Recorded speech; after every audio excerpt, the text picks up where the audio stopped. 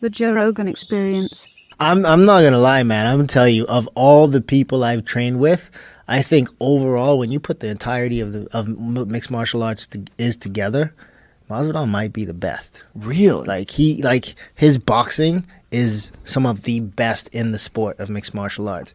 He's not a kickboxer, but he's confident and comfortable with all the kicks. Wrestling, his wrestling is way beyond a guy who never wrestled. Like, you know, it's like he's like Division I level, you know, at the very least. And then his jiu-jitsu, people sleep on his jiu-jitsu, man. Masvidal is legit on the ground. The first day I went into American Top Team, we had fought each other before, and I figured, nah, this guy's horrible on the ground. We just go. But like, I was surprised, and this was like 12 years ago, 10, 12 years ago, you know? And he's day in, day out. He's a worker. Like, he's constantly working on his craft. He's constantly working to get better. Ben Askren, you know, he's got the ground. He's got the wrestling. But Masvidal's defense and wrestling is Askren going to be able to, you know, maul him like he's done to everybody else. And he's got to close that distance. He's got to close that distance. I mean, and on the feet, Masvidal has a giant advantage. Just giant. He's good footwork. Yeah. Great hands. But Askren has this crazy way of getting a hold of people. Even Robbie, even after Robbie was blasting his brains into another dimension, he still got up and was grabbing Robbie.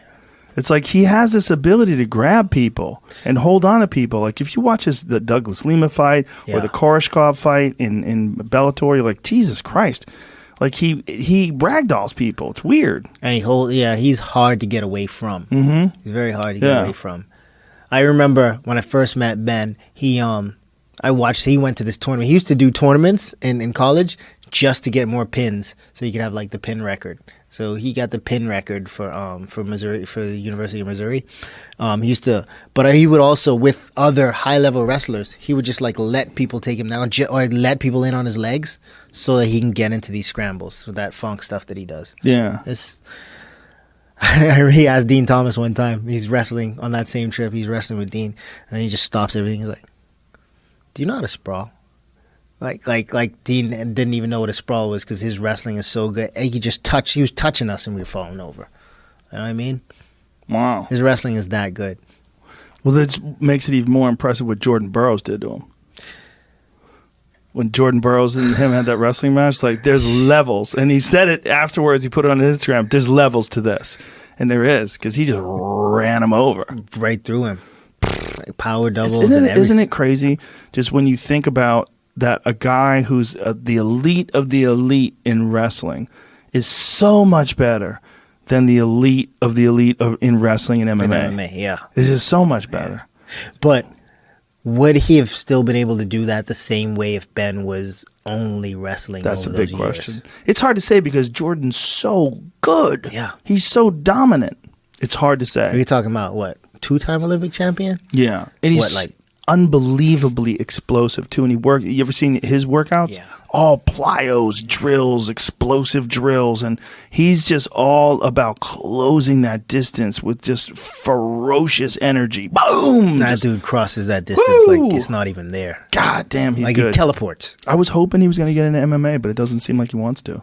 No, I honestly, when he was still in school, so one of my buddies, Lynn Oding, he was reaching out. This is how I met Tyron. He was reaching out to Division I wrestlers for me to help me with my wrestling after the Joe Stevenson fight because I was like, I can't wrestle, right? And Jordan Burroughs was one of the guys that he reached out to, and he was just not interested in MMA at that point. He was like, I'm going to the Olympics.